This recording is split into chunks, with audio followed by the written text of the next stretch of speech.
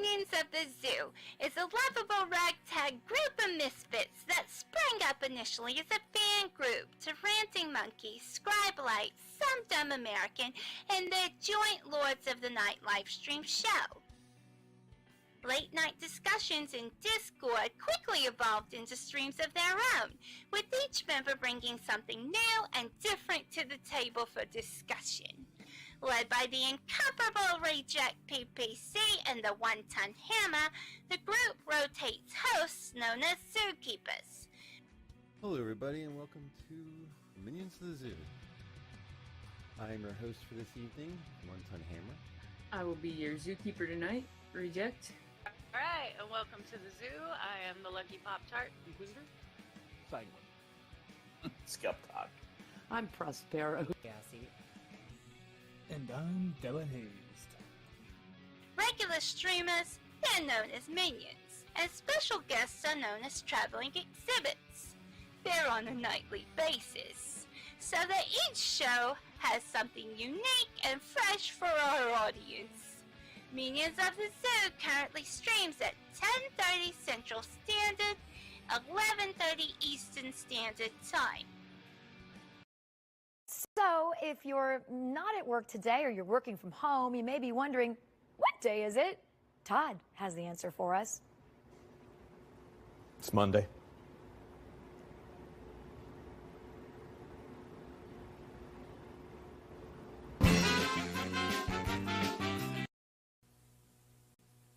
Let's be xenophobic.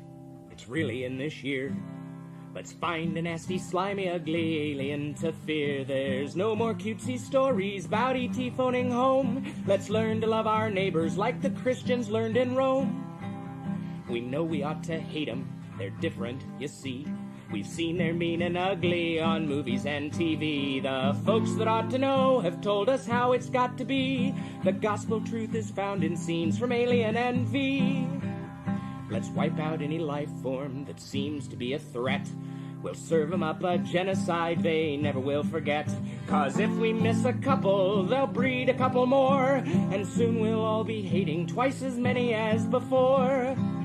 You see, aliens can never be as good as humankind.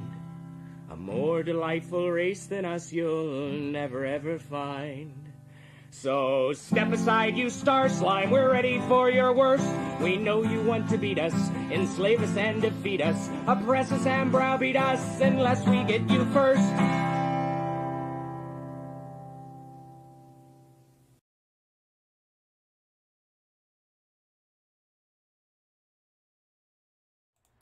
Good evening, everyone. Welcome to the zoo. I'm your zookeeper for tonight, Inquisitor. Minions joining me are Wond'ring Lisa. Hi. And Hate Camel. Hello. And, it's been an interesting 4th of July. Happy 4th of July, everyone. Happy Freedom Day, folks. Yeah. How is everyone this evening? Not too bad, all things considered. Just cleaning. Pretty boring. For some reason, I've been waking up kind of late, and I same thing happened to me yesterday on Jack Gunsky's Clipper stream. Was around this time I just got really tired, but I didn't go to sleep. Because I've only been up like a few hours. And the next thing I know, it's like 3 in the morning. It's like, yeah, it's probably a good time to go to bed now. Yeah. I have not been able to regulate my sleep at all here lately.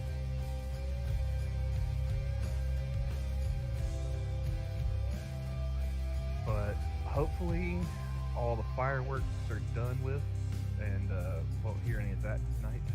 Well, in terms of the harmless fireworks, we're still hearing them, but yeah, I mean, you got your little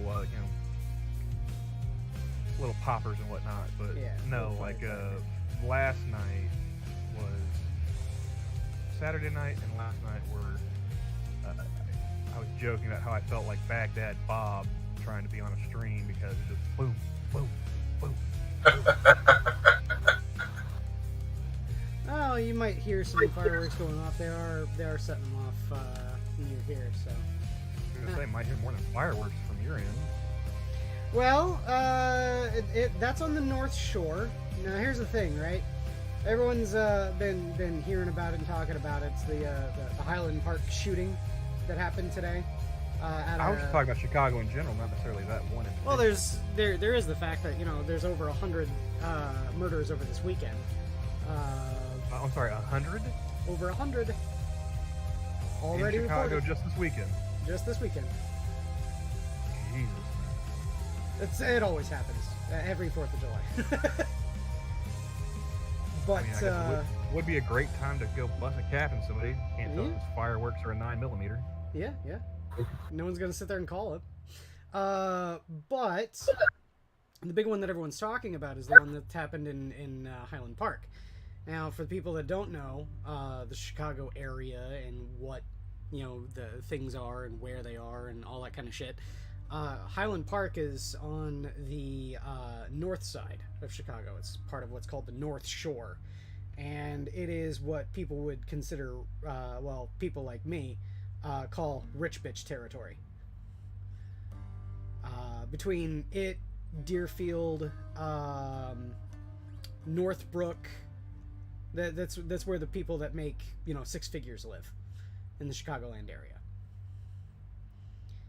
And it's funny because I saw a CNN report today that had to call out the fact that Highland Park has a median income of $90,000 and has a population of 30,000 people.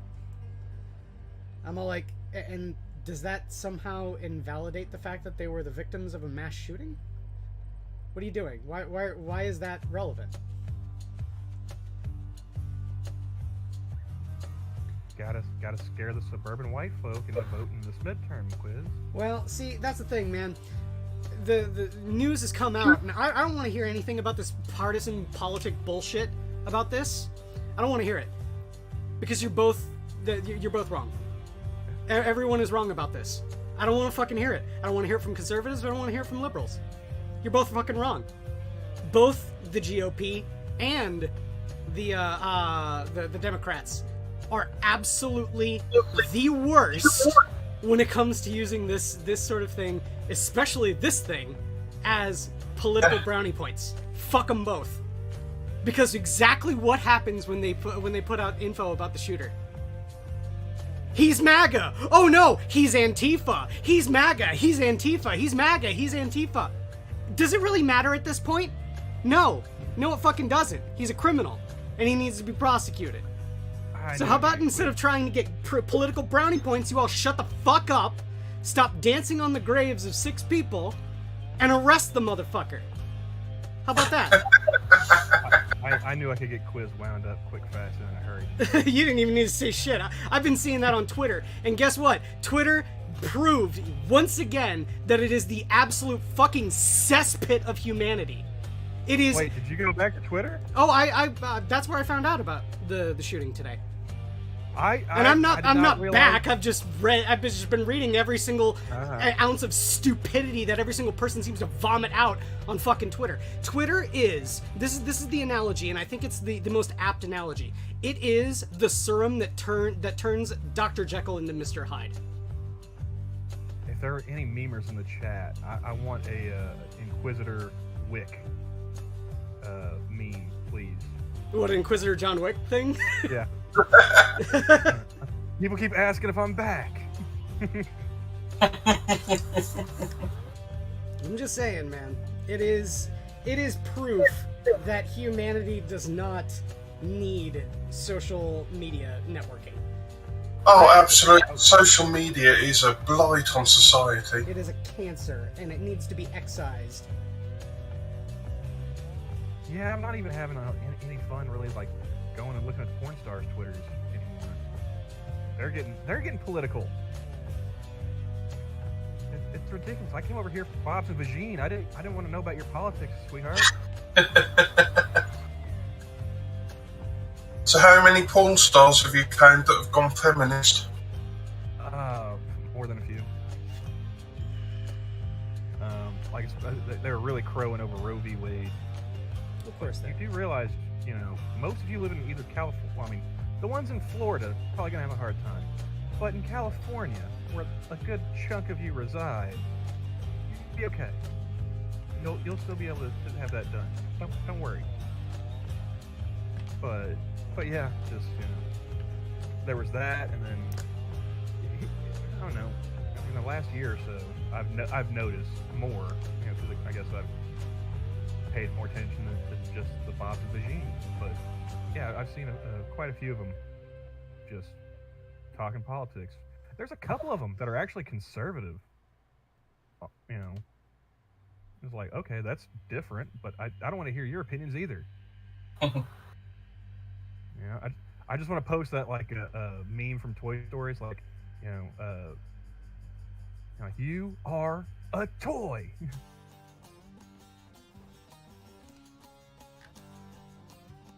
Is that a mech ball you've got there, Quiz? Huh?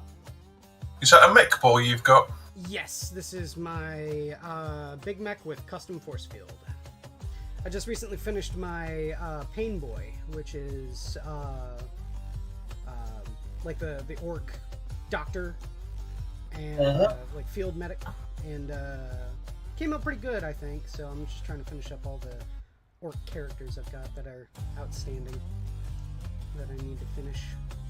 Orc Quincy, MD. Yes. Got quite a few people in the chat here. Sora, Costa. What's up, Deco? I noticed that we got mostly Canadians. The Canadians are celebrating our 4th of July here today. I don't know where Coco's from, but I don't think they're a Canuck. Della's no, here. I don't think so there's another one. Is. Vince, he's a good, honest American. American. Yep. So I actually started streaming on my channel a little bit here lately, and it's funny like going and seeing like my notifications now, because randomly I'll get like a subscriber here and there. It's like, why? What do you? Oh, that's right. I did a stream the other day.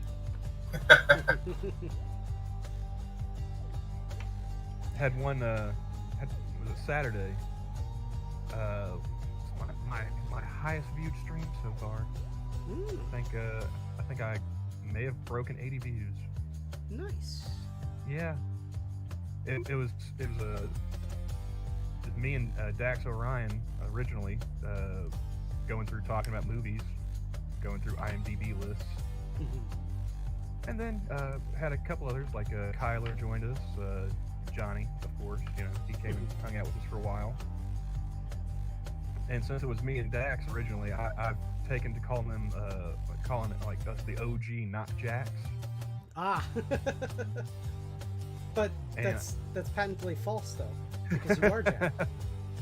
Well, yeah, I mean, if you go watch the stream, you'll have to explain to me how I managed to have myself and Jack Cochran on the stream at the same time. Well, obviously it was, pre-recorded. You can't fool me. Hey, Camel. You can't, or should I say, Jack Cochran. You can't fool me. See, this is where you're wrong. I will, again, give my standard disclaimer. I am not Jack Cochran. I've never been to Ohio. I don't have a loved-in, I don't even have a basement, let alone a loved-in. And I'm only moderately attracted to Asians. We have completely different views on the Asian community. Jack likes his petite with a thigh gap and a rib cage that can double as a xylophone. And I like the type of Asians that can give me death by Susan. So China. Yeah. Well, no, I mean, like, they got some Koreans and some Japanese muscle chicks. I mean, China, they're too busy building iPhones to put on lean muscle. I was referring to the wrestler, but... Oh. I mean, she's dead, so probably not. Well, when she was alive, obviously. We at the Minions of the Zoo do not condone necrophilia. No, we don't. I think that one's pretty safe to make a claim for everyone on. I mean, this is the internet, so I wouldn't say everyone, but Well, at least with minions. Everyone at the zoo. Yeah. I'm thinking. I don't think China would have been my.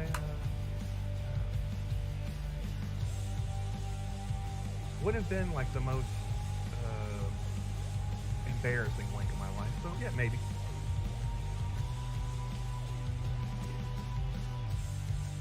Was that Jake in the background?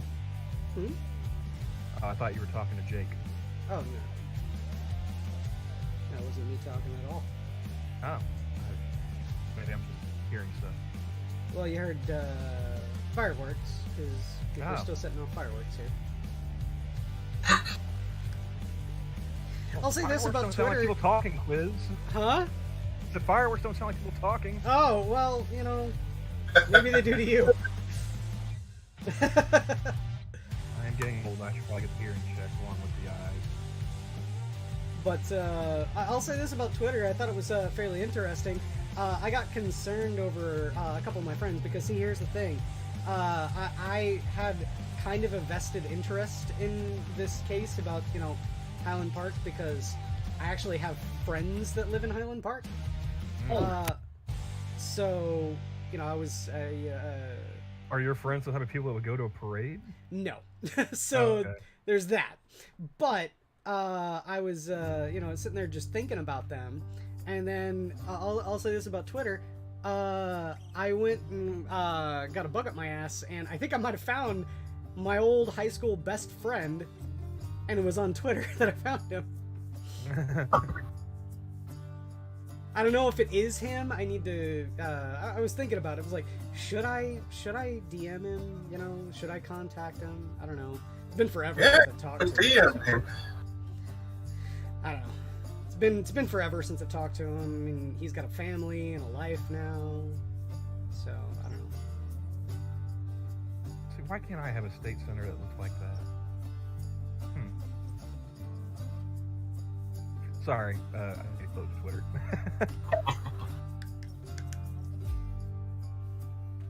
So, Quiz, what do you think of the new squad reveals recently, the Leagues of Votan? I like the new models. I think they look pretty cool. Personally speaking, I'm not all that interested in the army. I'll probably end up painting them just because Sanguine is interested in them, and he kind of made a deal when we were first talking about him, like, if they re-release squats, would you play the game? And he said yes, so we've kind of got a deal going that he'd buy the army and I'd paint it for him. Because I'm much more artistically inclined than Sanguine is. I do like the new exo armor. Yeah, the exosuits look pretty cool. I'm not gonna lie. It looks very the one thing. One of the positive interactions on Twitter I had while I was looking at all the shit going down in Highland Park today was one of the people I used to follow for Warhammer all the time. I saw a post from him saying GW straight up releasing the Doomslayer as a League of Votan model.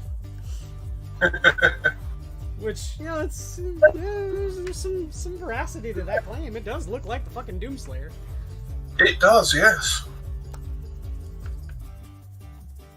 Though there's not enough wild rampant beards in the Leagues of Votan. I think I probably will get some, and I am probably going to look at kit bashing them with some of the Age of Sigma dwarves. That would be stuff. That would be really cool because, like, I'll say this: the Leagues of Votan characters and like the models that they've come out with for those in particular look like the Age of Sigmar dwarves, but good. Yes. The Age of Sigmar dwarves, I just hate their helmets and their faces. Yeah. I think that the heads just look bad. Yeah. So like, I think the what are they called? The Caradon Overlords would probably mesh quite well because you could get the Leagues of Votan looking just a little more dwarvish. And the Fire Slayers, they're cool, but a buddy of mine brought it up, and I can't unsee it now. Every single one of them is naked. Yes. You would be painting an entire army full of nothing but dwarf butt. Naked Yeah, dwarf butt. Yeah, so the Fire Slays, it just basically looks like they took Gotrek and used him as a template for an entire army. Well, and that's cool, but Gotrek is at least wearing pants. Yeah, that is very true.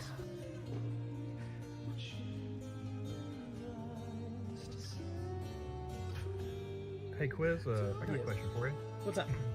Have you been keeping track of the Boys TV show? No. No? I've heard stuff about it, and I've heard that I should watch it, but I have not watched it. Stick with the book. Stick with the book? Stick with the book. Yeah. I'm very disappointed in it.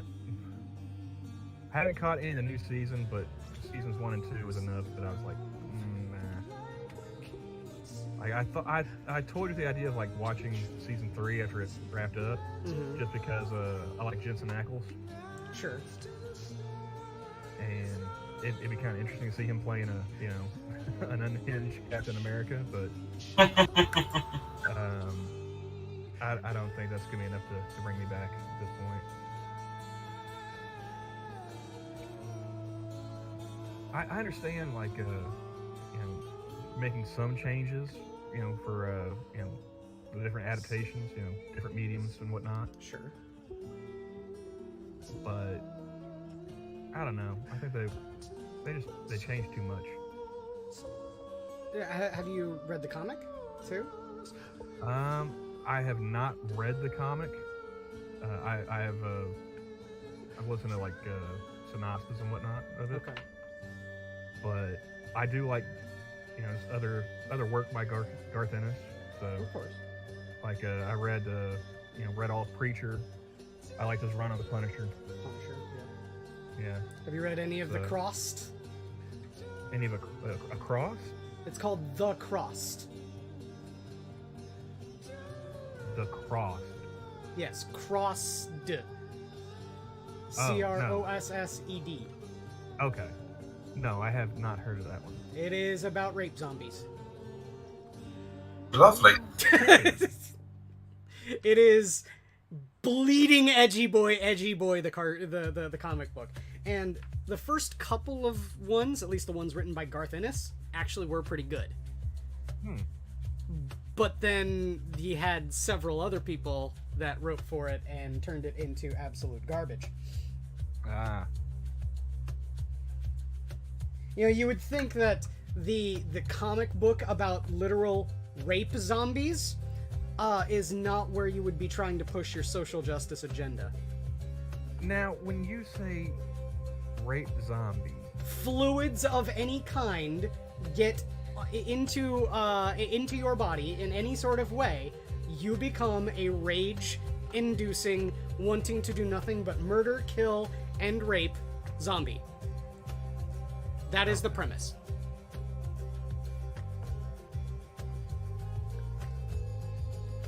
That's...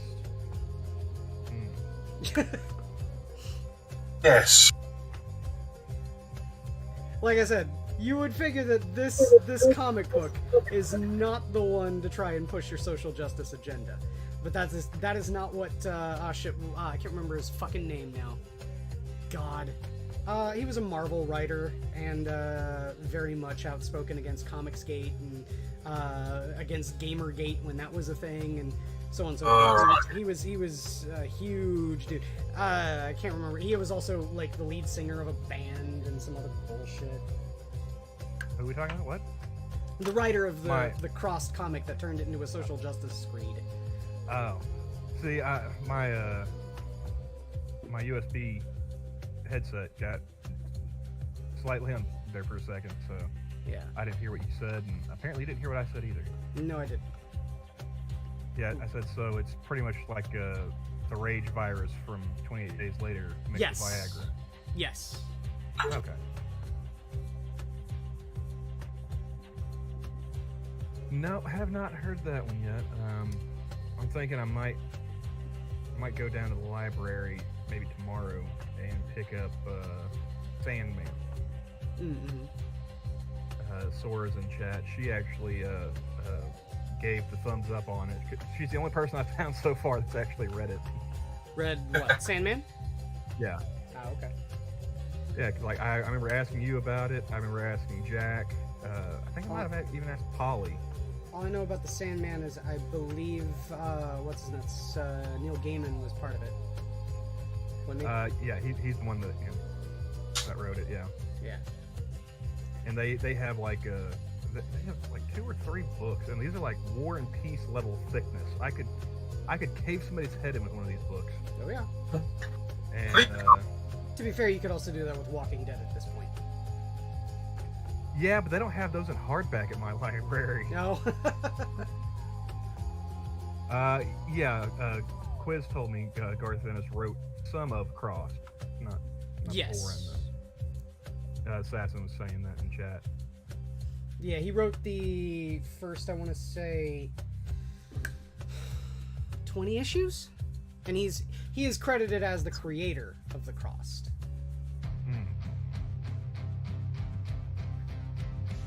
No, I'm getting really disappointed in Eric Kripke here lately.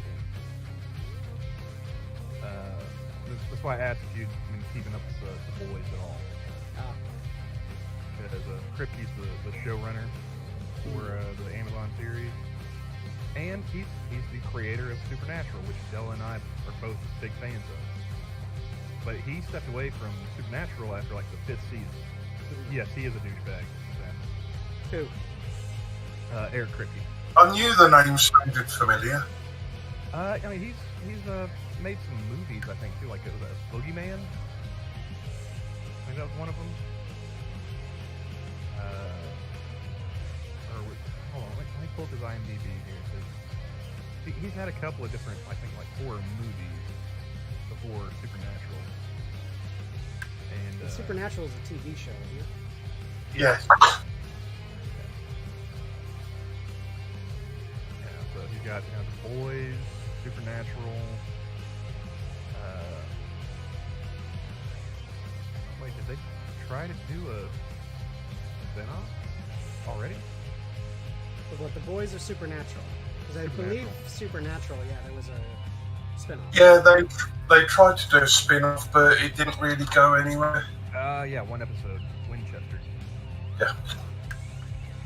Supposed to be like I guess a prequel with their father John. Let's see, Butcher, a short film, TV series, and timeless. In terms of like TVs or movies or any of that kind of stuff, I've been relegating myself entirely to the Quarry right now. Oh, so he wrote the screenplay for Boogeyman, and then he got credited for the characters for Boogeyman 2, and based on characters created by in Boogeyman 3. For those that don't know, the Quarry is a Supermassive game. Supermassive are the people that made Until Dawn. So it's like an interactive movie, and it's really, really good. Oh, Assassin's correct when he said no. He wasn't talking about Eric Kripke. He was talking about Garth Ennis. Oh, And Garth Ennis is a douchebag. Oh, maybe. I mean, I'm not going to argue that point. All I know is of the comics of his that I've read, I've liked all of them so far. So. Yeah. He's in terms of like, you know, like the kind of style that he has and whatnot as a writer, he is very much the edgy boy. Oh, that reminds me. There's a new Boys comic out now. But I don't necessarily think that being an edgy boy is necessarily a bad thing either, especially if you're writing fiction. Yeah. Have you heard about that one, Quiz? I'm sorry? Have you heard about the new Boys comic they've got out? No. It's called Dear Becky. Okay. Yeah. It's I think they've got 1 issue out so far. I'd have to look and see if they've released any new ones yet. I don't know what the run's going to be either. It's like, I don't know, 7, 8 issues, something like that. I can't remember. Did Garth Ennis write Wanted? 1 second. Let me pull it up. Because I know that comic was actually pretty good. I still actually haven't watched The Boys.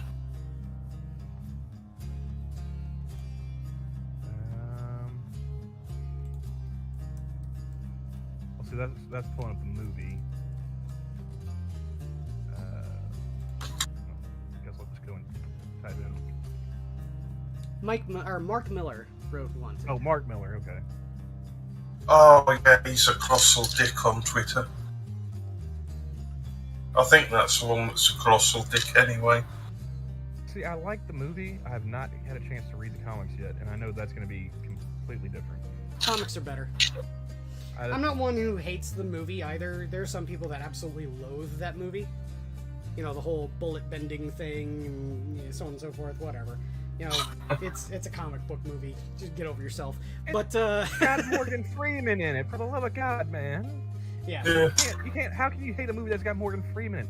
Well, I don't know. Lucy was a pretty fucking terrible movie. Oh wait, Morgan Freeman was in Lucy? Yes, he was. I forgot all about that. Where she turns into a USB drive. What? Oh, the Scarlett Johansson trying to do Limitless. Scarlett Johansson job turns into a USB drive. That is the culmination of that movie. And Morgan Freeman shows up and he's like, "I'm Morgan Freeman. Gimme." Every time I explain something, I get a freckle. And when Morgan Freeman tells you to gimme, you fucking gimme. I don't know. I mean, have you ever seen Chain Reaction? Just realized this is a massive piece of flash that needs to get cut off. Anyway. I actually watched that the other night. It was on the YouTube free with ads movies. Mm-hmm. And I realized something. It's like I don't remember exactly what year that came out. That was in the 90s. But yeah, apparently Keanu Reeves has been running like a retard for at least 30 years.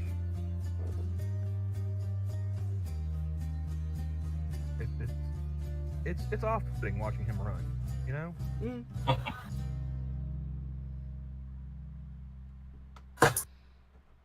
Keep thinking he's gonna, like, you know, just place a hip or something. Just, it does not look like. I mean, it's better than like Ezra Miller's running, but that's a really low bar, you know? Yeah. Well, like I put Keanu Reeves somewhere between Ezra Miller and like Tom Cruise. It's like you should not be filming these people running at all. You would think that they would kind of have that be a prerequisite for on-screen time when he plays the Flash, but you know, I'm just saying. Have there been any Ezra Miller sightings recently? I haven't been keeping track. I think he's probably hiding still. I don't know. I don't know shit about Ezra Miller. I don't want to know shit about Ezra Miller. Well, there was a while there, like it seemed like every other day he was getting arrested for, you know, being hitting somebody in Hawaii. Yeah. And then like he went on the run. He was like he was taunting the police on Instagram for a little bit before he wised up and deleted those posts. And like it's been pretty quiet since. I haven't heard anything about the dude in, I don't know, a few weeks. There's some people that should not have the undue fame that they have been granted in this life. Given the amount of stuff that's been coming out about Miller grooming and so on, it's probably a good idea for him to actually not put himself out there. Well, for him anyway. But yeah, like I said, watching that movie, I gotta pull that up now. Find out what year that came out. What, Lucy? Chain Reaction. Oh, Chain Reaction. 1996. I mean, first of all, would either of you buy Keanu Reeves as an engineer? No. Yeah, me neither. Really not. What about Rachel Weisz as a physicist? What about the one where Keanu Reeves invents artificial intelligence to replace his dead children? I'm sorry, what? Not heard. There was a movie there where that was a thing. I don't remember the name of it right now, though. Oh, you got an idea of when that came out? I'll start looking. I'm on IMDb right now. I don't remember. Let me see.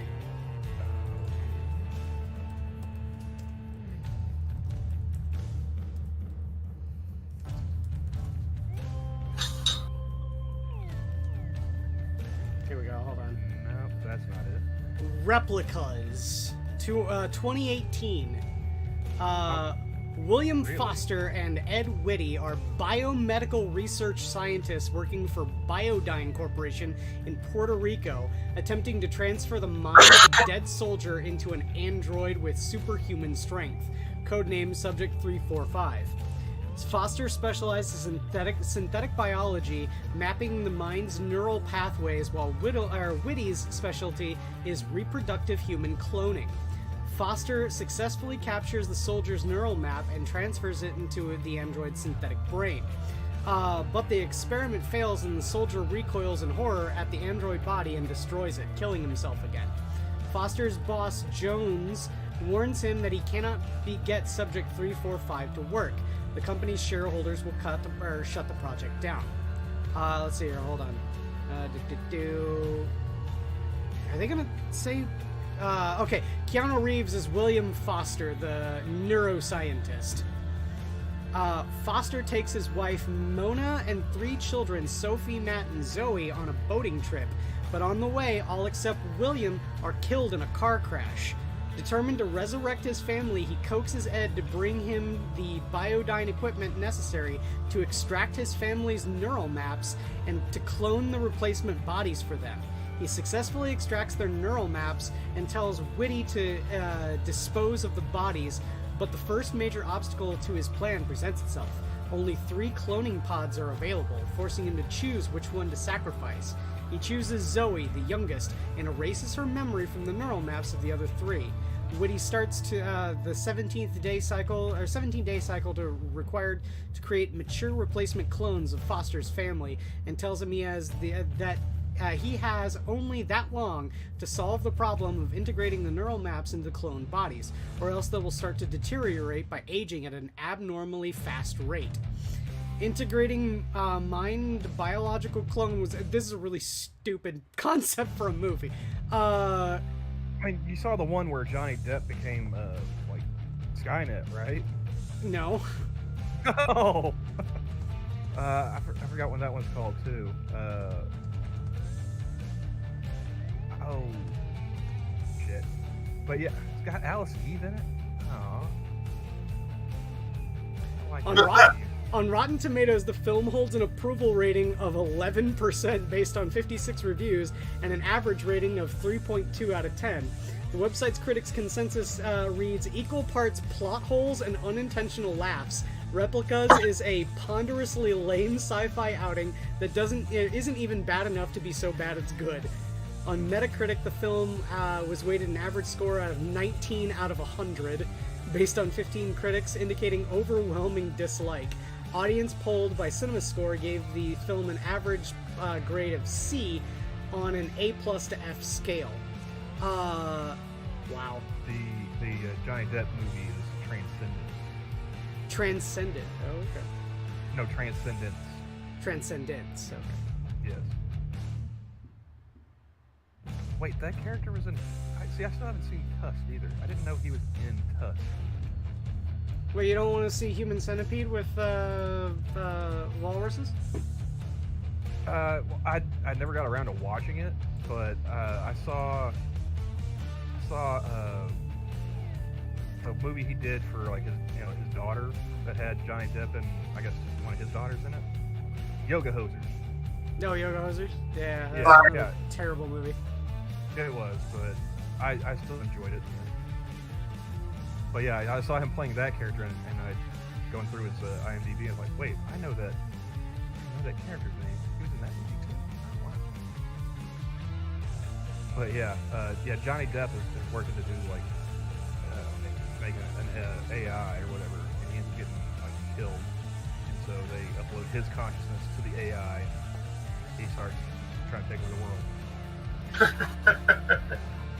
I was like, yeah, because if I'm gonna believe that somebody is, a genius working to create Skynet, I'm gonna immediately think Johnny Depp.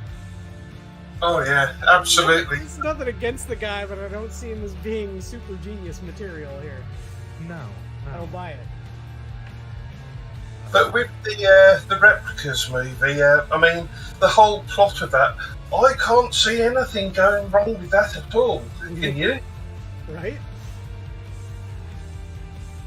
Yeah, we're gonna have to edit out our youngest daughter out of your memories. Sorry about that. There just wasn't enough room in the pods.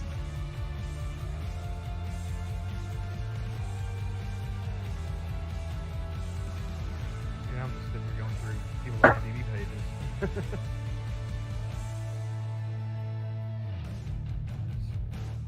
I mean, that dude has been busy. Who? Keanu Reeves? Oh, Keanu Reeves, yeah. Yeah.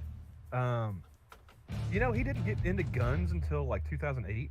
Yeah, well, you didn't get into guns until, I believe, John Wick. Street Kings. Street Kings, okay. Yeah, the movie he did with Jay Moore, and who else was in that one? They're like LA cops. Oh yeah, this movie has Keanu Reeves, Forrest Whitaker, Hugh Laurie, Chris Evans, Cedric the Entertainer, Jay Moore, Terry Crews, Naomi Harris, Common, John Corbett. Common was in fucking Smoking Clifton Aces. Powell. And I like Smoking Aces. I think that's a massively underrated movie. I thought that movie was, I liked it okay. Much smarter than a lot of people are probably giving it credit for. I liked it all right.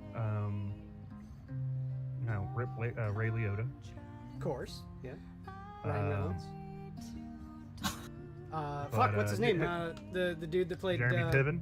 Jeremy Piven, yeah. Common. Oh God. Ben Affleck was in it. Yeah, Ben Affleck, and he immediately gets shot and killed. Shit, who's the one dude that played young Kirk? Hold on one second. Chris Pine. Chris Pine. Oh. You get to see Chris Pine sitting there puppeting Ben Affleck's mouth like he's talking to himself.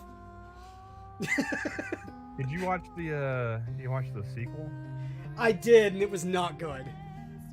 Oh, it's got Kevin Durant in it too. Not the basketball player, the actor.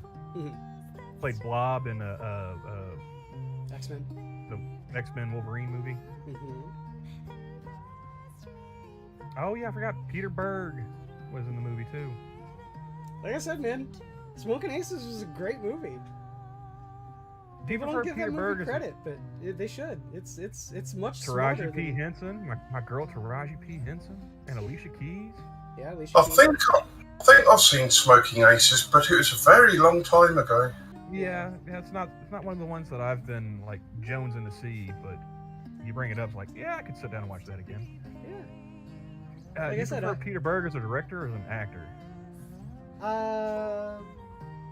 Truth be told, I can't recall anything where either is the case that stands out to me. Well, he let's see, he did. He was the director for Battleship. He did that movie so he could make Lone Survivor. Mm. Let's see. I think, if I'm not mistaken, Peter Berg's also did Friday Night Lights.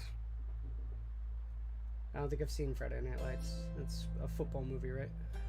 It is. It's high school football, Texas high school football. I think the only one of those that I've ever seen was... He did The Rundown with The Rock. I don't think I've seen that and one. Sean William Scott. I'm not one of these people that must see every movie that The Rock is in. I like him okay. I'm not either. The best. I watched actor. that movie. I watched that movie more for Sean William Scott at the time than I did The Rock. But it was pretty good. You know, they played off each other pretty well. Didn't that also have shit? What's her name? I think she was Cory Booker's beard there for a little while. Rosario Dawson. That's right. Yeah. Isn't it Rosario Dawson? Rosario, yes. And of course, Christopher Walken. I mean, you gotta love it. And Ewan Brimmer. No. That dude's hilarious. Mr. Bond. What I want is for you to die. I wish I could do a good Christopher Walken. William Lucking is. I didn't think it was that good, but then I had people at my art school sitting there saying, "Oh man, that's a really good impression." Well, I mean, it's passable. I can tell that you're doing a Christopher Walken. Yes. Which is better than I can say for myself. That reminds me the sequel to the recent Dune movie, Christopher Walken is going to play the Emperor of the known universe. Shaddam the Fourth. I'd vote for him. So that's going to be interesting. What are we gonna do when Christopher Walken dies, man? This is not over. Bears.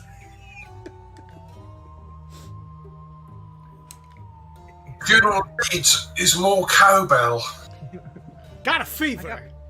And the only prescription is more cowbell. Cowbell. Now, the name Ewan Brimmer has actually come up a couple times here lately because, like I said, we were doing that stream Saturday with Dax, and I was commenting on the insane number of British people that were in the movie Black Hawk Down, and like I said, it's ridiculous, man. Like almost all of the Rangers are fucking British. Like Ewan Brimmer, he's one of them. You got Hugh Dancy, Tom Hardy, Orlando Bloom, Jason Isaac, and you know those are just the the Rangers. I can't remember the dude's name, but the guy that played Mr. Fantastic, Reed Richards in the Fan Forstick? No, because if I'm not mistaken, that was Miles Teller. Not Fan Forstick, the ones with Jessica Alba. Oh. And Chris Evans playing the Human Torch. Yes. Oh, Reese Ifans? Was that him? Who? Oh. I can't pronounce his name to save my life. It's very British sounding, but I'll type in Black Hawk Down here.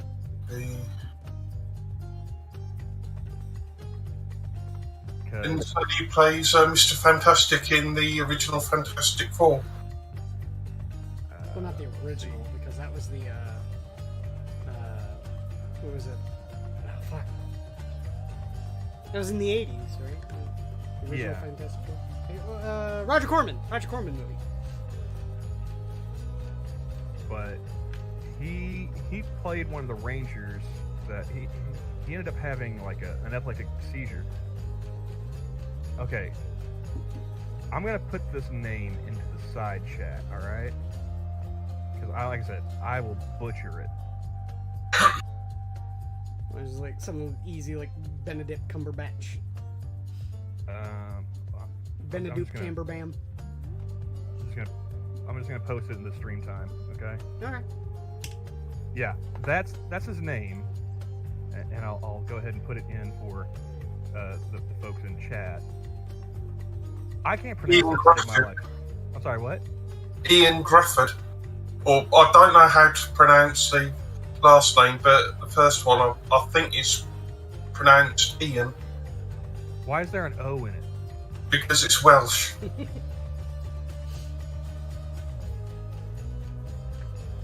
Like, here in America, since it's the 4th of July, when we say Ian, it's just an I-A-N. There's no O. How it is in England, but this is Wales. How long have you folks had to get them in line? Come on now. What's that one incredibly long Welsh town name? Oh god, longest Welsh town name. I used to know how to say it, but I don't anymore. I know it's something like something go go go. Yeah, it's very long. I'll see if I can find something that actually says it. Oh god, it is.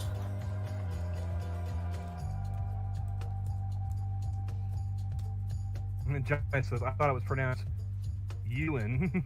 Ewan. Okay, here. Could be. Camel? That is correct, Assassin. He played Lieutenant Fields. Camel, I'm gonna post this on the YouTube chat.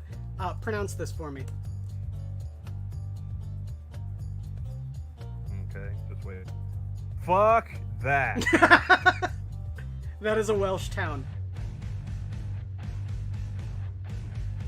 That looks like an epileptic seizure.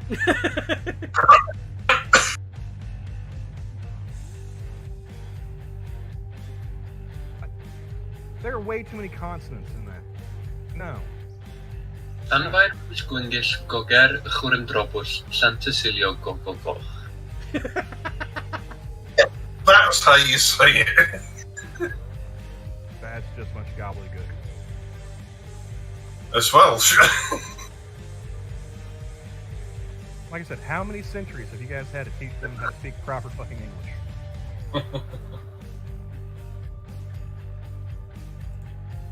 But yeah, just a ton of dudes in this movie that I'd probably say this is probably like, I know Assassin's in chat, he's probably gonna give me hell, but that's probably gotta be like my favorite of the war movies. It's stacked top to bottom in the cast. I mean, the book was good. You know, great director. You know, I don't know, man. In terms of war movies, I think probably Glory is my favorite. Okay. Yeah. Not bad. That's for the guy who's playing. Hey, what? That's a sound clip of how to say that actor's name. It's in stream time. As things are running from Quiz's end. Ah, so Johnny was right. It is Ewan. Ewan? Like Ewan McGregor? No. Ewan. Ewan? Ewan. You won, mate. Ewan Griffith. Ewan Griffith. Ewan Griffith. That's not how you pronounce. That's not how you spell Griffith either. They're I just thought so. fucking wrong, Wales.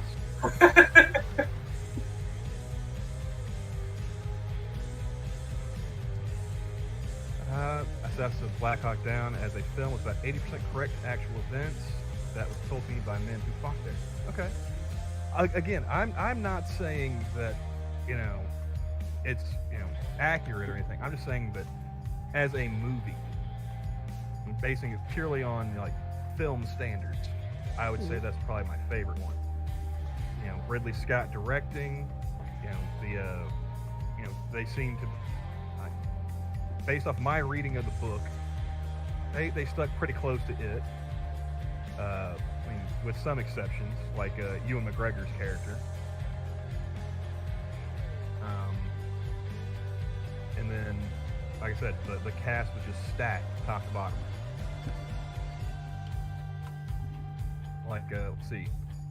You got Josh Hartnett, Ewan McGregor, Tom Sizemore, Eric Bana, William Finchner, Ewan Brimmer, Sam Shepard, Kim Coates, Hugh Dancy, Ron Elder, Mr. Fantastic there. Let's see. Jason Isaacs. I can never pronounce that dude's name either. He's Slovenian, so I'm not going to try. Jeremy Piven, he's also in that one. Jamie Lannister's in this movie, for crying out loud.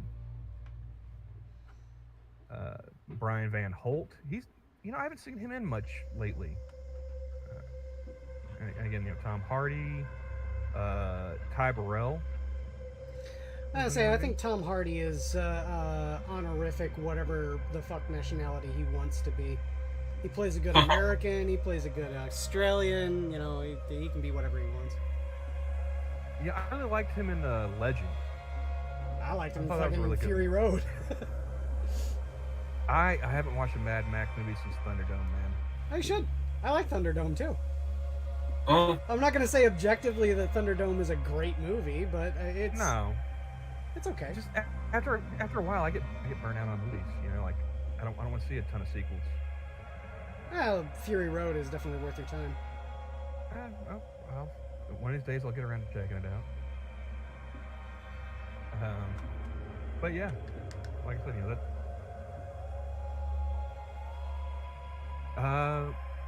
And they also, yeah, it's sad to say there were several men in the Ranger Battalion who asked not to be included in the film for personal reasons. I know, like they asked that they change Ewan McGregor's character because the guy that they originally were going to base him off of, he went to prison for no touching his daughter. Ooh. Yeah. And like there's a similar situation with Sergeant Major Sixta from Generation Kill. You ever watch that miniseries? No. I read the book and watched the series, but yeah, there's a Sergeant Major in the 1st Recon Division of Marines. They were the ones that I guess made an initial push into Baghdad. Yeah, he got busted. Was it for CP or was it for actual diddling? I can't remember. I don't want to remember, but yeah. But yeah, Glory had Matthew Broderick, Denzel Washington, Carrie Elways, Morgan Freeman. Yeah. Just saying. Yeah. I mean, that's a good one. I'm not saying it's not. I guess I was just, you know, I always looked at more like the modern, you know, war movies, you know, from like World War II on. I've always been a Civil War buff. Whereas Polly is all about the American Revolutionary War, I was always about the Civil War. Like I said, yeah, I was always a big World War II buff. But yeah. Nope, I guess tonight's gonna be another night. I don't know if you can hear that or not. Yeah, you're hearing the... I say, are you hearing the all of the explosions on my end? No, I'm hearing the ones on my end. No. I say, yeah, because we got explosions happening over here, too. Assassin says, Generation Kill angers me so much because it is so accurate with all the backstabbing done by the chain of command. Mm. I like Generation Kill because of... Oh, shit, what is that guy's name? The one that plays the reporter. I think they just call him Rolling Stone. He was in Oz. He played Beecher. He's been in so much stuff. Let's see. Lee Tergesen? Tergesen? Tergesen. That sounds about right. Yeah. But it was nice, you know, like having him, you know, in the show, because like, again, that's just the, you know, kind of like the one civilian kind of, you can kind of get all the information through.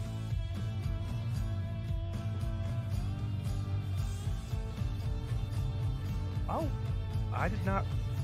I was Wait a second. Yeah, Assassin says very quiet in his neighborhood and tells me something is wrong.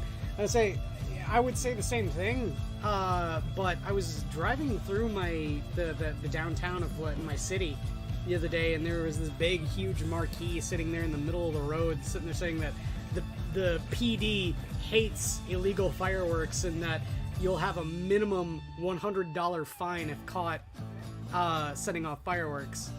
And I was all like, that might be a deterrent. I mean, it's not, you know, listening to all of the explosions happening right now, but... Yeah. I did not realize that Fruity Rudy was played by himself until just now. As one of the characters from Generation Kill. Mm. Huh. Okay, so, Lisa, are you watching the stream? I don't know what color to paint this part of the wrench for his choppa. Do I paint it red, like a monkey wrench, or... Because I don't know. I'm not sure if it would look right.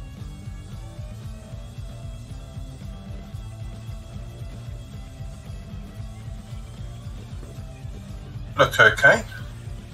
You think it would look okay? This red right here? I think what I might do is I might actually paint it metal and then give it like a red wash, so it looks like the paint is faded. Yeah. Maybe like a wet blend on the red. If you've got something that could work like a chipping medium, then do it metal first. I think hairspray can, or something like that, can work a bit like that in small patches. Then you do something to act as a chipping medium, then you do the red over it, and then you can chip off the red paint so it's the paint is flaking and showing the metal underneath. See, I'm Assassin. I'm going to get him on a stream one of these days. Just pick his brain and just see if I can wind him up like I did TUES at the beginning of this stream. He said, Fruity Rudy is fruity, indeed, and a douche. It's that's another reason why I like Generation Kills. Like, most of these dudes are all still alive, too. Like, Alexander Skarsgård's character, the Iceman. Like, there's clips of him on YouTube talking about his life after the Marine Corps. And how he hates policing his brass.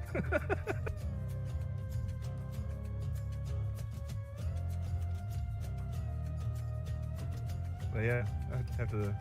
Maybe I'll do like an IMDb stream where I just go through like war movies and stuff and see how Assassin ranks them. See if I can get like Cryptic and you know, I haven't seen Reaper in forever. I would say if you've got access to Eve's server, I know he posts a lot there. Ah, okay. I remember like I don't know, maybe it's one of your nights or somebody else's. But I hopped on and was hanging out, and after the stream, me and Reaper ended up just sitting bullshitting until like 6 in the morning, and he got mad at me for it. I'm like, I didn't put a gun to your head. Like, you could have left at any time, dude. You're an adult. It's like, I got shit to do in the morning. It's like, good luck with that. But yeah, say, like I said, if you got access to Eve's Discord server, I know he hangs out a lot there. I don't currently have any access to it, but maybe this weekend I'll see about getting on there. Okay. Because I'm actually going to see about doing a stream with Eve on Saturday. Cool. Yeah. I realized, you know, she and I have been on a couple of streams together, but we've never got a chance to hang out and talk one-on-one, so... Eve is good people. Like oh, Eve. yeah, definitely. Yeah, Eve is cool. I pitched it to her. I was thinking kind of like a not quite an interview stream, but not quite just like a hangout stream either. Kind of like maybe like a, you know, more of a get to know you kind of hangout. Ask questions back and forth to each other. Sure. And Seth says, I police my brass and I can sell it later. I'm like, well, he was just talking about how, like, you know, he's got a little range set up in his backyard, and he does not give a shit about policing his brass anymore. He'll run over the lawnmower. He doesn't give a fuck.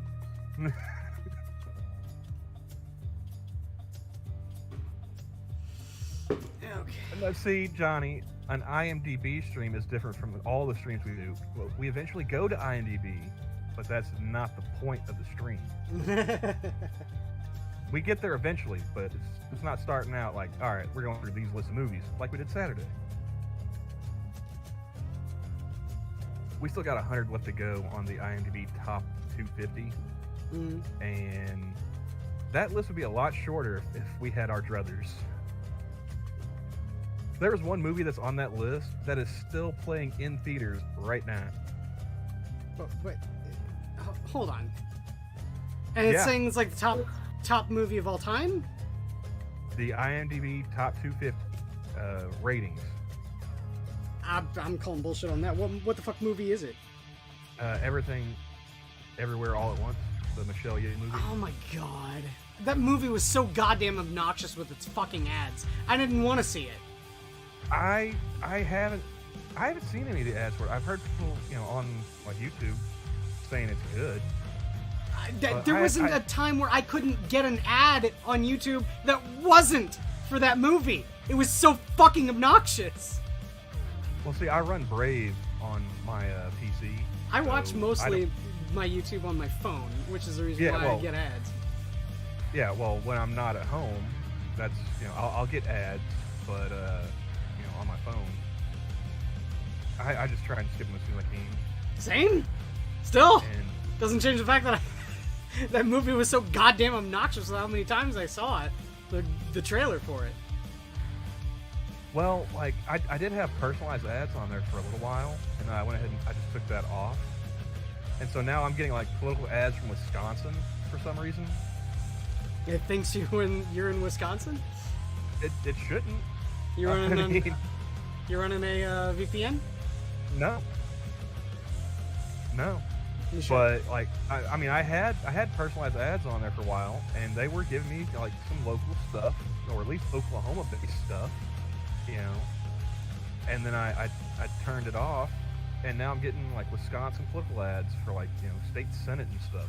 Like, I don't care.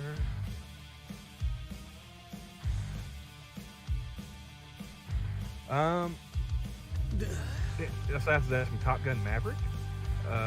That's not on the list so far. I mean, who knows? We still got 100 to go. Oh, such a good movie. We took like 4.5 hours to get like to the first 150, going from bottom to top, and yeah. I don't know. Assassin said an Oscar bait picture that no one actually saw. That's not what Everything Everywhere All at Once is, because it was trying to be all deep and philosophical while also being a kung fu movie. It's I don't think it was intending to be Oscar bait. So, but yeah, see that's another thing. It's more proof for you and Terry both, because I think he's still in chat, that I'm not Jack Cochran. I couldn't pick Michelle Yeoh out of a lineup if you put a gun to my head. And Jack's in love with her. I don't know. I'm not buying it. Still not buying it. I mean, the lady doth protest too much, methinks. I mean, the joke wouldn't have been able to survive this long if I didn't protest it. I know.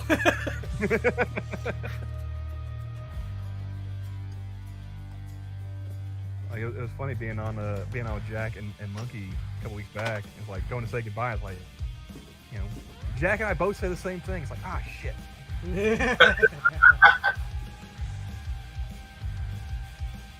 I realized it right as he was saying goodbye. I was like, I say the same thing. Oh, bye everybody. Bye everybody. But yeah.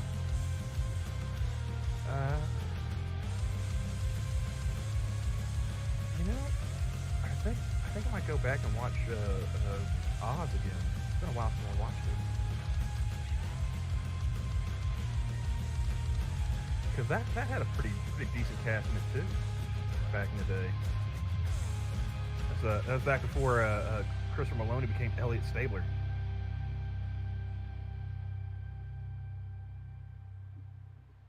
I forgot that dude was Rosie in Point Break.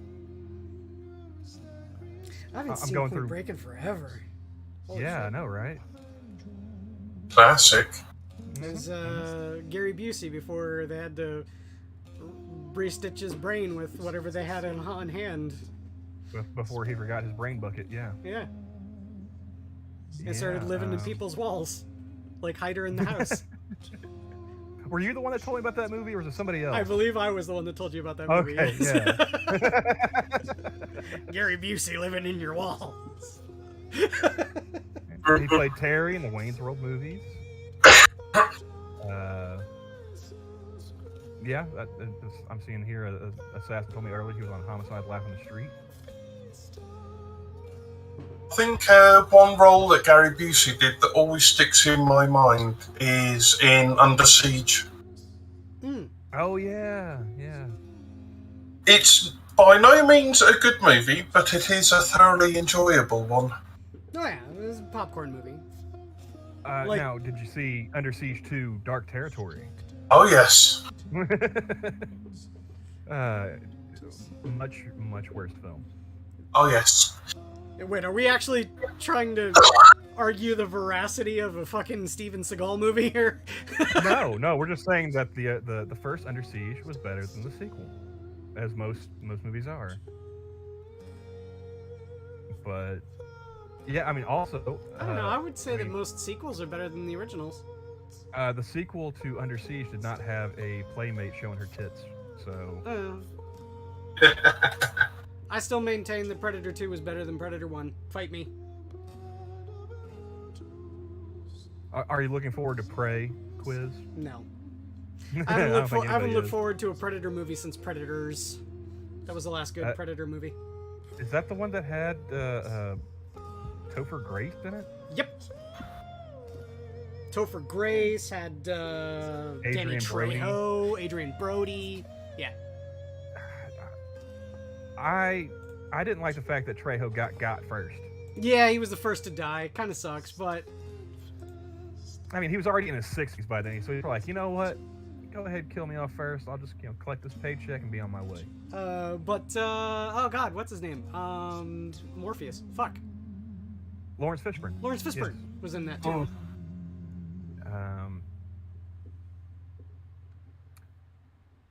Trying to think. And that scene with the samurai and or the Yakuza samurai and the Predator. Yeah. So fucking cool. Oh my god. Like I said, that was the last good Predator movie.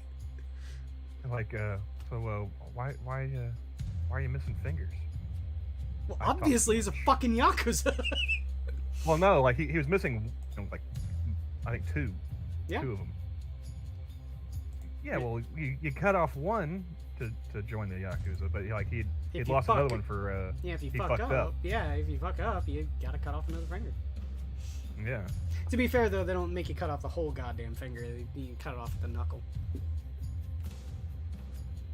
Oh, the chick that was in that movie Predators, Mm-hmm. Alice Braga. Yeah. I'd only seen her in one other movie before that one. Oh shit, I forgot Walton Goggins was in that movie. Mm-hmm. Man. But yeah, I'm trying to remember what's the name of that movie? Because it was her and Julianne Moore. Blindness, that's what it was. Mm. Like, for some reason, like, the whole world goes blind and the only one that can see is... Oh, that had Mark Ruffalo in it, too. I forgot about that. Yeah, that's Julianne Moore's husband. But yeah, like, she was the only person... Julianne Moore was the only person that could still see.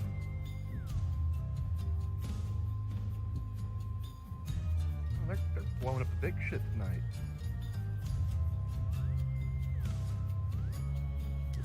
Fuck Mark Ruffalo. Yeah.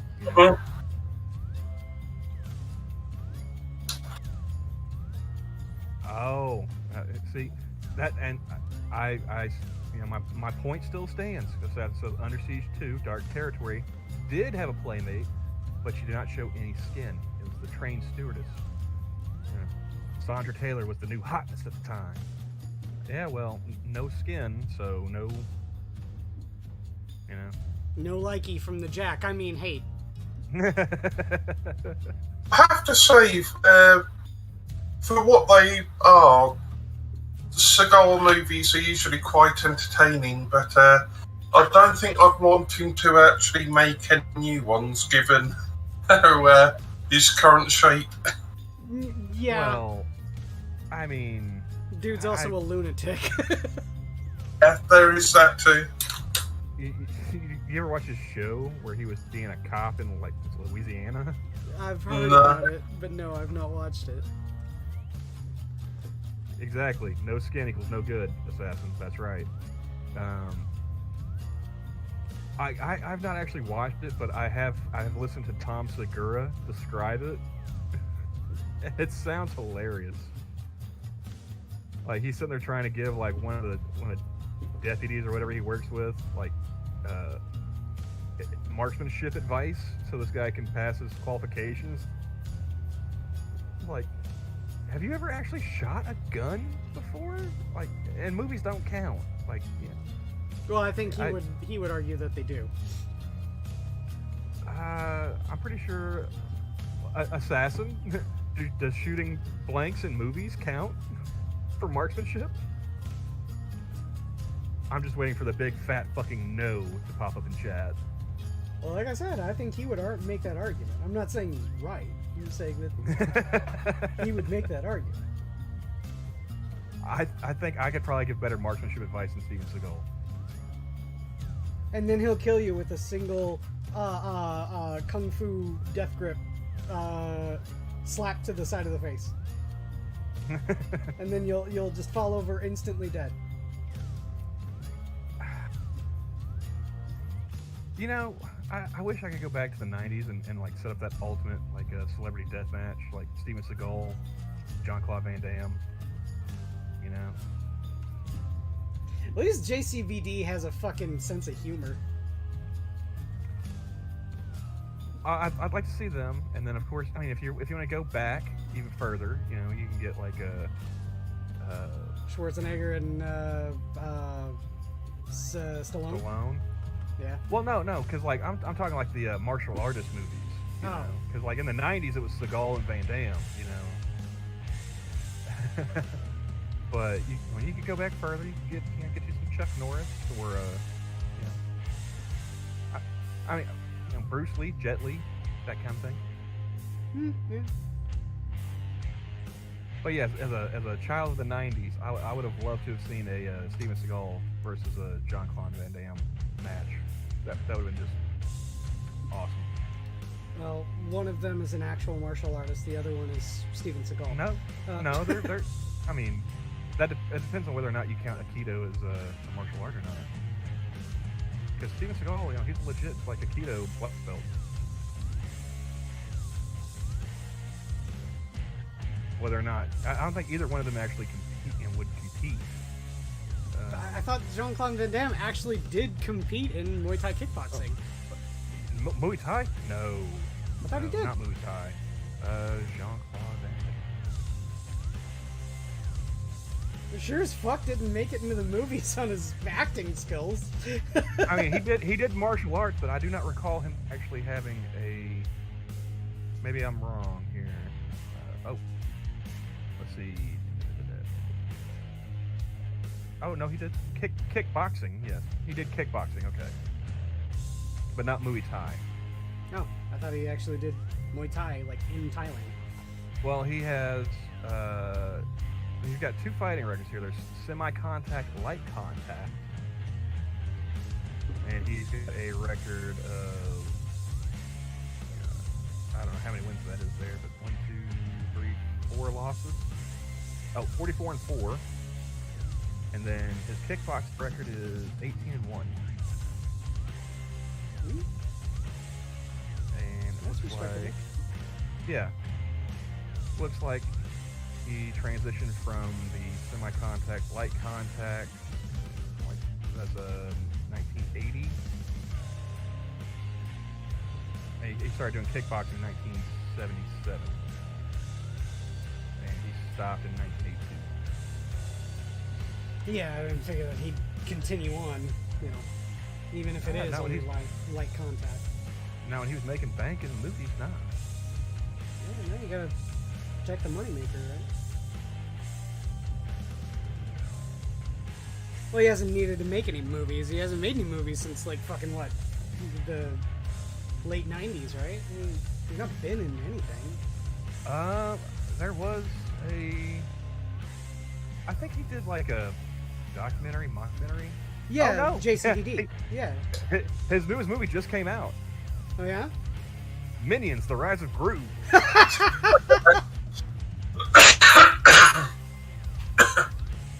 Yeah. He's a voice actor in that one. No, he had a movie come out last year called Haters. The Last Mercenary was also last year. What was the gap between last year and the movie that he did before? No, he's been pretty active lately. Like, I mean, Really? we got 2 from 2020. Yeah, got 1 this year so far. Got 2 from last year. He was in a music video in 2020. Did a movie in 2019. 3 in 2018. Music video for who? Aaron? No idea who the fuck that is. Let's see. I'm not into It pop looks music. French. Oh, okay. That makes Yeah. sense.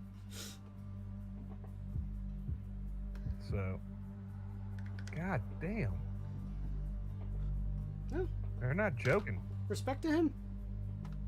Let's see. He had a TV miniseries called Jean-Claude Van Johnson from 2016 to 2017. Movie in 2017. Movie in 2016. He was in Kung Fu Panda 3. He played Master Croc. Oh. Yeah. So, compare that to, let's see, Steven Seagal. Because aside from his, I think a lot of his stuff's like been straight to DVD for a while. Yeah, I wouldn't be surprised. I say it's weird because you've got the geezer teasers with oh god. Oh, what's his name? Above the Law 2 is in pre-production right now. Fuck, what's his name? Die Hard. Bruce Willis. Bruce Willis. You got all the geezer teasers with Bruce Willis. I'm kind of shocked that they haven't gone and tapped JCVD for stuff. Oh. Right? Well, I mean, Bruce Willis is retired now. So. No, is he really? He's got aphasia. Well, he can't be reading lines anymore. Well, nah. They just put an earwig on for him and read the lines to him. No, with aphasia, like, he can't speak the lines. But have you seen any of these movies lately? No, I haven't. Yeah, it's because like they're pretty all rough. Like, they're all like video on demand and shit. Yeah, no, they're pretty terrible.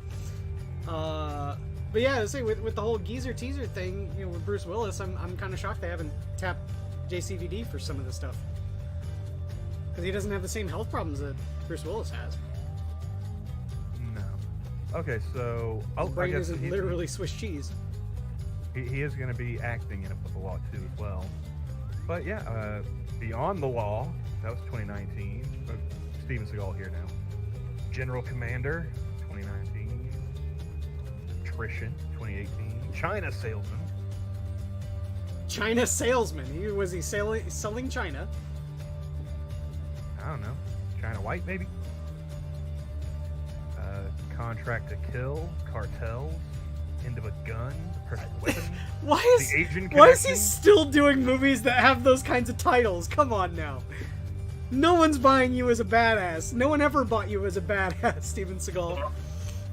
The last movie I saw Steven Seagal in was Machete. He was in that? 2010. Yeah, he was the drug lord. I didn't know. I was say I have never seen that movie. All I know is that it starred Danny Trejo, and Danny Trejo was good in it. But it's Robert Rodriguez. It's pure like 1970s cheese, man. You'll love it. The 70s grindhouse cheese. Nice. Yes. Okay. I'll give you the cast list here because here's the plot synopsis. After being set up and betrayed by the man who hired him to assassinate a Texas senator, an ex-federale launches a brutal rampage of revenge against his former boss. We've got Danny Trejo, as Machete. Machete. Machete, yes. Michelle Rodriguez, Robert De Niro, Jessica Alba, Steven Seagal, Jeff Fahey. I don't recall much of what he's been in other than that one. It's got Cheech Marin and Don Johnson. You know, welcome back, Nash Bridges. Wow. Lindsay Lohan. It's got Shark Boy from his previous Robert Rodriguez movies. Tom Savini is in it. Sex Machine from Dusk Till Dawn, if you recall. But yeah, they made that one, and then they made a sequel. Machete Kills, yeah, I know about that. Machete Kills, yeah. And hopefully, like they don't wait too long, and they go ahead and make the third one that they've been teasing. Machete Kills Again in space. Nice.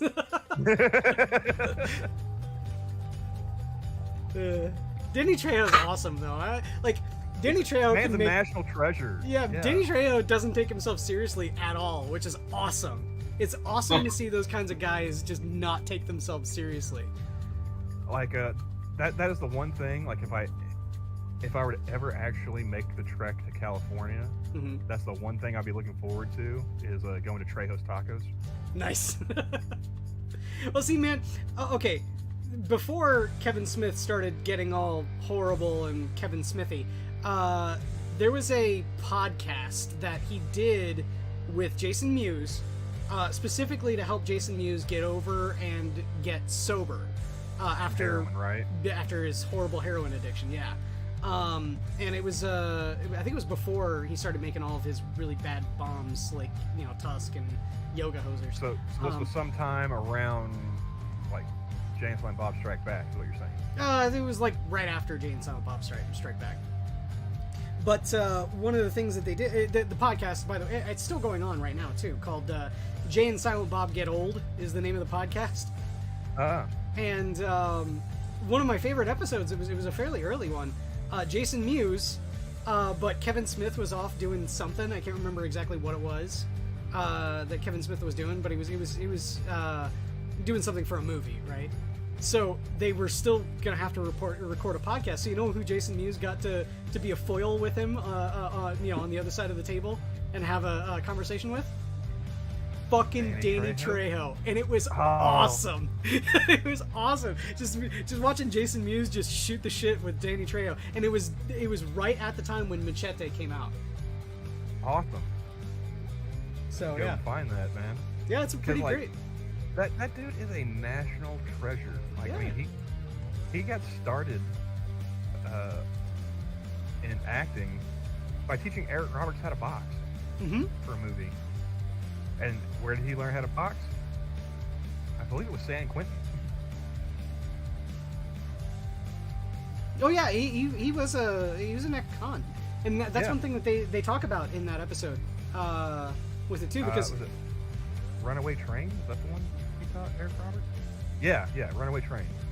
Yeah, it was because Jason Mewes, like I said, he was on his sober journey, trying to get sober from heroin addiction, and they get it's episode 24, Never Gonna Give Mewes Up, and it's Danny Trejo and Jason Mewes. I'm gonna is it on YouTube? I think. Let me see if I can find it. So these days, celebrities just take themselves far too seriously and believe their press a little too much.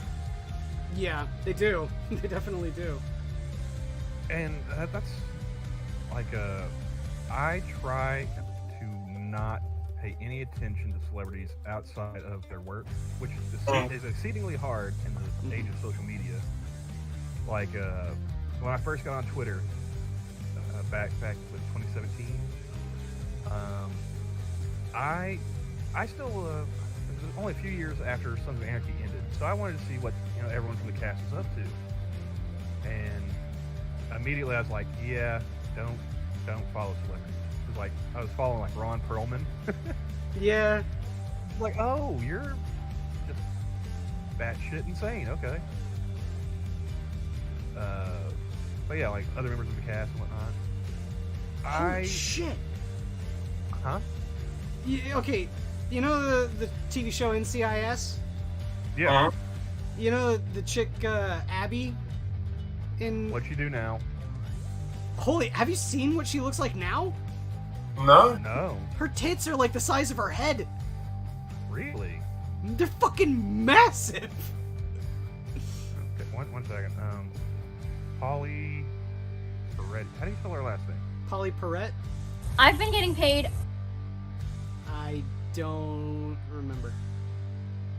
Okay, just pull up her IMDb page and go from there, I guess.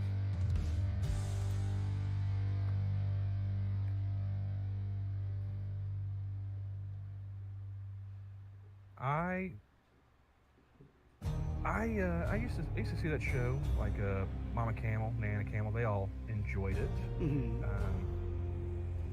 They had some decent eye candy on that show for a good long while. Mm-hmm. Polly Perret, Sasha Alexander. I was surprised to learn that Polly Perret was as old as she was. I remember when I turned 21, she was like 40. Like, Yeah, what? I know, right? So we want images.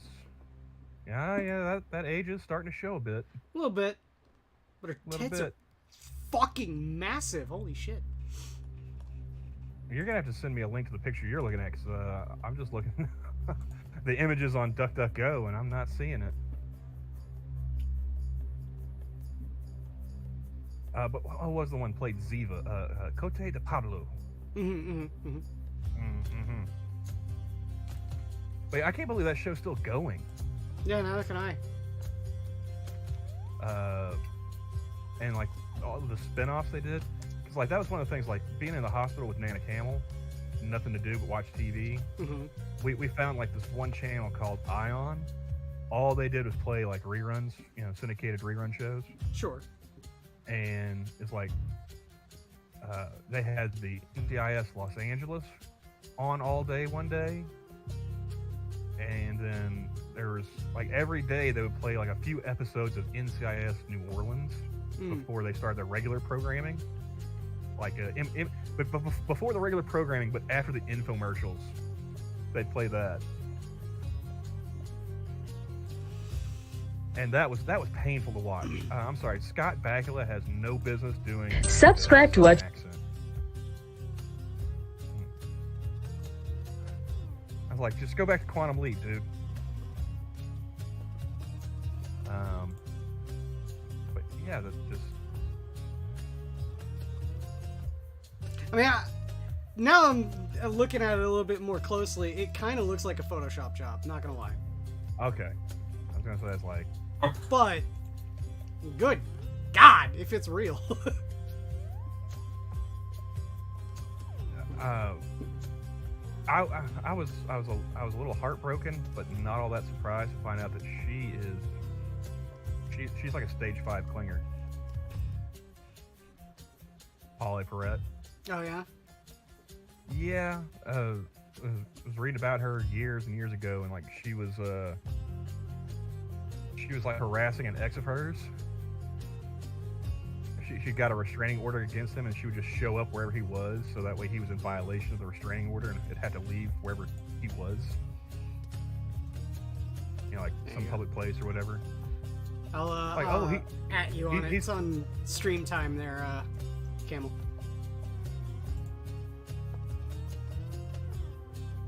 Oh yeah, that's definitely a shop. I saw the picture of her, I'm like, good God! Yeah, that's... look at the neck. She's got a too thick neck. Maybe. I like how they just did the face too. These are too big.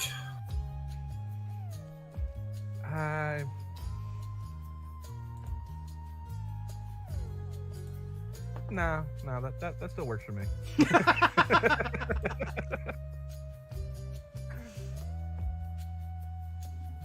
Now too big is like when you get like those like porn stars from like the 90s and the early 2000s that were just, you know, getting ungodly ridiculous. Z cups that are like, you know, the size of their torso. Yeah, something that you need like a boom crane to help, you know, like ease the back tension. The person who was that photo was originally of, their back must have so much pain carrying those around. Yeah.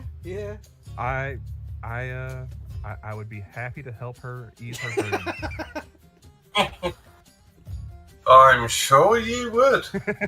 I'm always willing to lend a helping hand. So.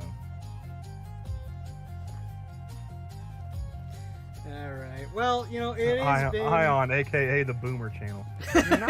You're not entirely wrong there. Yeah. I say. I mean, but it all depends on how many ads there are for a sugar-free Monster. You know. None. Oh, there should be. It's a target demographic. Let's see. I'm trying to remember because we spent like 2 months sitting there watching that while she was in the hospital the first time, and it was like they had like one whole day of like Criminal Minds, one whole day of NCIS Los Angeles, one whole day of Chicago Fire, a whole day of Blue Bloods. What got me is they had Chicago Fire and then they had Chicago PD, but they had Blue Bloods in between them. And then, Fridays was Hawaii 5-0. Well, isn't like Blue Bloods and Chicago Fire like connected? No, Blue Bloods and Chicago PD are connected. Oh, they're both Dick Wolf. Yeah, those are both Dick Wolf shows. Okay. And there's another one called Chicago Med that's also in the same universe. Okay. But they didn't have that one. I have to say, I do miss the old CSI shows like CSI Miami. I liked the original one when they still had William Peterson. Miami, that was good for the memes. I was so gutted when Miami got cancelled. I was gonna say cue all of the CSI. Yeah, the liners and the sunglasses. I never got into CSI New York, even though that had Lieutenant Dan in it. Yeah. By the time they got around to New York, I was like, all right, we've already had 2 of these shows. I am not interested in a third one. Yeah, it's when they went to CSI Cyber that it just died. Oh no! See, they've got that on Ion now too. Or no, not Ion. Different channel. Start TV. They'll play like a couple episodes of that on the weekends. How much enhancing is done in that episode? It's got. Well, no, check this out. Enhance. Right. They've got. Who doesn't love a guy named Horatio, Sora? I mean, come on, I'm sitting right here. But they had. Yes, exactly. They had CSI Cyber. That's got Patricia Arquette as like the main star. Just seems to me like some boomer in charge says, "Oh, what's that thing these young people like these days? It's what cyberspace or something like that." But yeah, so she's like the main star, and then the supporting cast has got Ted Danson, James Vanderbeek, and Little Bow Wow. Well, I don't remember what his real name is. He's actually going by his real name for the show credits. But for the rest of my life, he'll still be Little Bow Wow. I don't know, man. I think a lot of the procedurals kind of lost their steam for me when CSI... Or no, not CSI. Shit! Law & Order. Law & Order Special Victims Unit did their Gamergate episode. Oh, God, that's still so bad. They leveled up. Funny. Campbell. They leveled up. Yeah. David Caruso. No. I think the last procedural that I watched religiously, though, was Castle. I love Castle. Yeah. It's a shame that they didn't get along well enough to keep that show going. Yeah. They did at the beginning, apparently. Yeah. And I guess she was just like a stick in the mud or something. I've heard, conflicting sides from both sides, that Stana Katic thought that oh god, Nathan Fillion was a dick, and then Nathan Fillion was all like, she's, you know, kind of just not, she's not fun anymore, and like, I don't know, it's.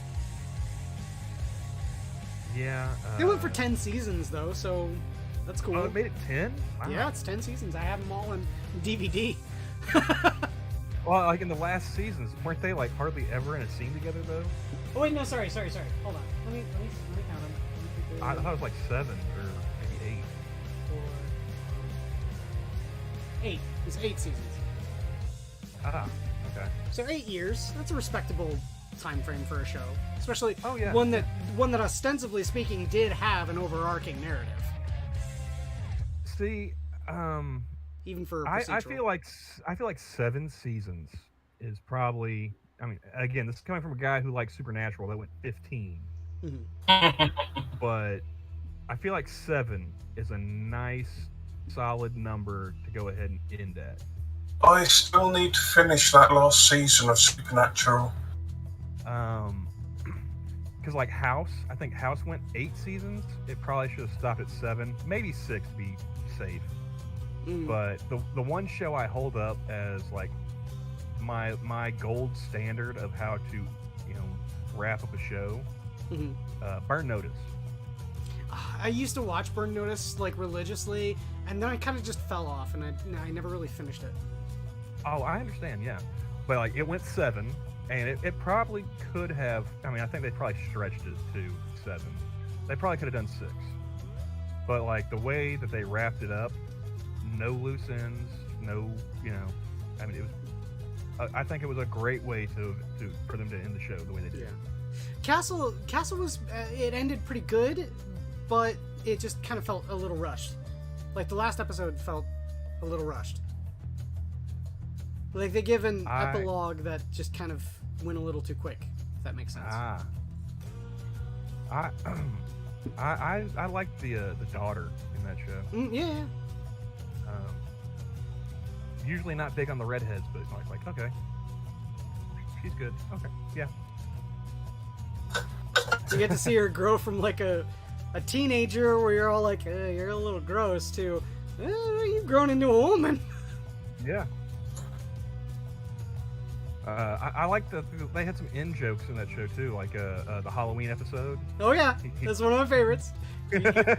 He comes in like Space Cowboy. Oh, Space Cowboy. A, there are no cows in space.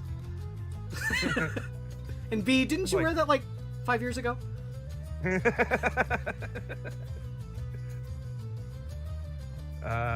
No, Terry, it was not.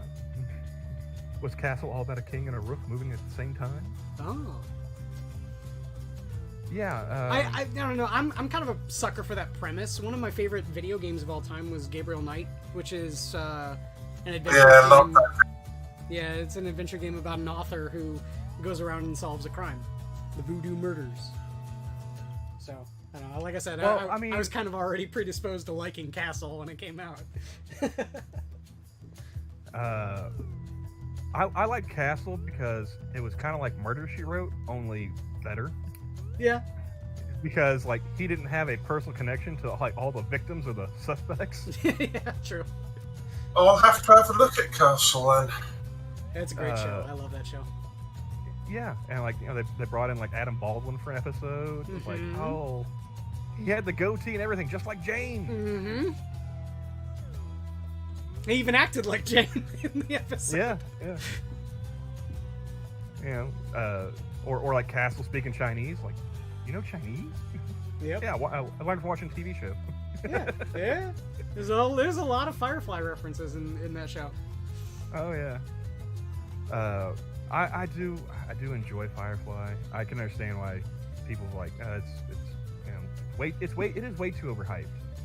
It is. It was a good show. I like it. I like Firefly, but there's this is the reason why I say that I'm not a fan of anything, because I know what fans are like, and more they are a fan of something, the more insufferable they get.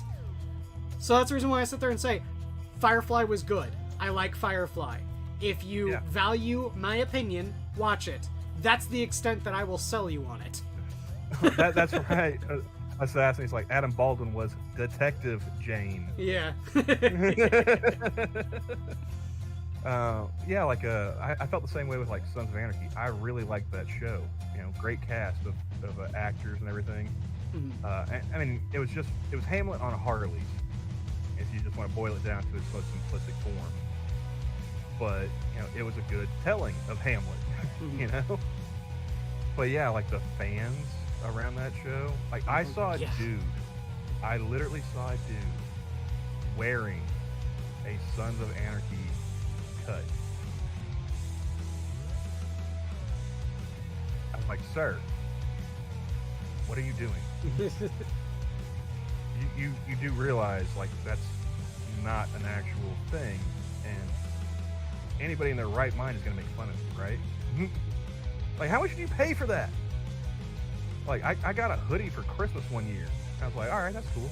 I haven't worn it probably, you know, since I got it. I think I've worn it, you know, like maybe 1 year after, and it's just been in my closet ever since. But yeah, it's like that show. Like a lot of the people with the, you know, the Star Wars fandom or the MCU fans, like you guys, just no. Like I like some of the movies; they're all right, but I would not ever want to be associated with those, you know, being called like a fan. Yeah, see, like I said, I don't. I'm even loath to call myself a fan of Warhammer, and I have, God, you know, spent thousands and thousands of dollars on this hobby, but it's because I don't want to be seen as that insufferable faggot. Source says Firefly is seen through nostalgia glasses. It was so much fun, and Serenity was a good conclusion. It was. I'm not going to say that it wasn't. Well, see, I saw Firefly on Netflix. I didn't see it originally air. Oh, well, it was a movie, so I saw it in the theater. Oh, you mean Serenity? Serenity, yes. Yeah. Well, no, I was saying, like, I saw both of them. The series and the movie on Netflix. Oh, okay.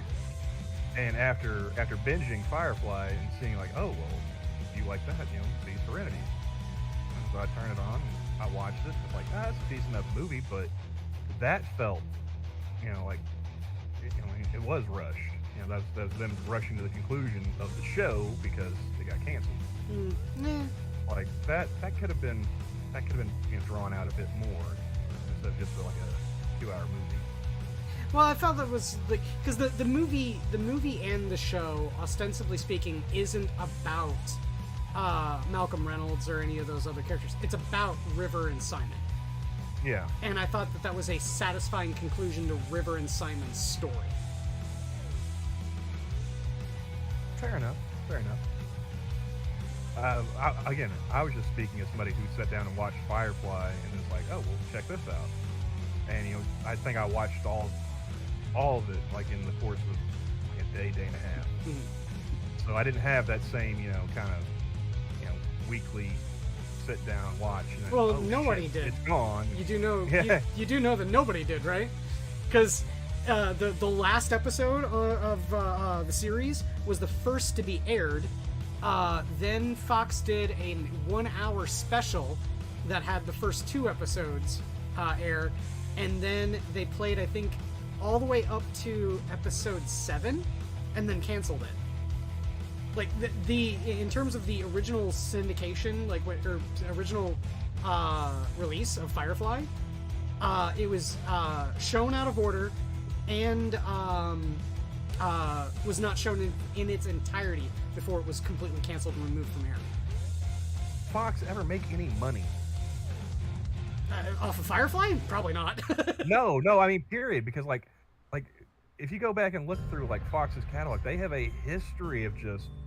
I mean, how many times did they cancel Family Guy? Yeah. Like there was one episode when they brought him back.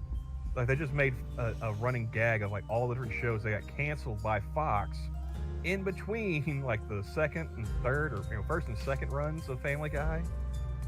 And it was just a scroll on the screen. I don't know how many shows. Yeah, they don't. I don't know how that network has ever, aside from like The Simpsons, I don't know how they managed to stay on the air. they just Football. Okay, yeah. Football and The Simpsons. Yeah. Well, now I think they've got UFC as well. Do they? It might be on FX where they've got UFC. No, I mean like Fox has something.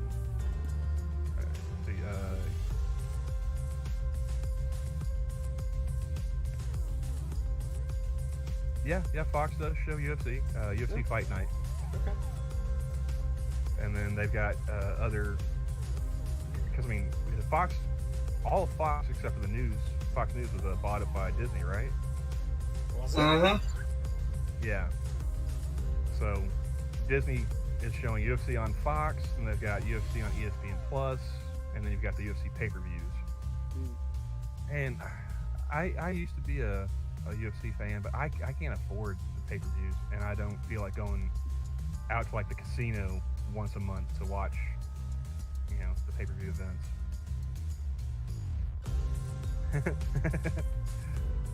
Assassin has things to say about Joss Whedon. Yes. Joss Whedon's a piece of shit. I'm not gonna. I can separate art from the artist though, and say that some of the things that he made are pretty good. I'll also say that his style has become incredibly played out, and is now cliche worthy. I mean, aside from Firefly and like the Avengers, Buffy. I was gonna say, I don't think I've really watched anything of Joss Whedon's. But I mean, he didn't direct the original Buffy movie, did he? He produced the original Buffy movie. He wrote it out and he produced it. Yeah. But he did not direct it. I liked the Buffy movie. So did I. That for me was enough Buffy. I didn't need a TV show with Sarah Michelle Gellar. Same. But I know that Buffy is retardedly popular, and regardless of what I say, it's here to stay. So. Oh, I was really into Buffy. I got a buddy that was obsessed with Buffy. Never got into Buffy. Never got into Angel. Didn't see Dollhouse, Sora. Although that's the one that had Elijah Dushku, right?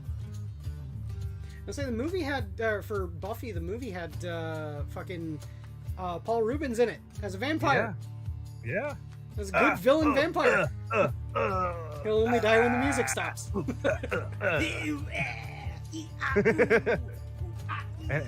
had a Luke Perry. Luke Perry. Rutger Hauer, right? Yeah. And then, Christy Swanson. Yep. 1992. Oh, the show came out 5 years later. All right. That's I don't know. That's a pretty long lead time for a movie turning it into a TV show. Yeah. I think I'm gonna have to call it a night. It's 4 a.m. here. Yeah, we've been going for almost 2 hours, so I think it's about time we close up the shop. Thank y'all for coming. Hope you had a good time listening to us talk about movies and shit, watching some paint dry. Unfortunately, I will not be back this next Monday. I'm not going on the third shift yet, so you won't be seeing me for a little bit, unfortunately. Sorry. But when I go on the third shift, you'll see me again on Mondays, so at the regular time. But yeah, thank y'all for coming out. We've been your Minions of the Zoo. Be sure to watch tomorrow where Skep Tock is the host, and hopefully we won't have any more bullets flying down and killing any more people. Thank y'all for coming out, and yeah, take care, everyone. Hi, everybody.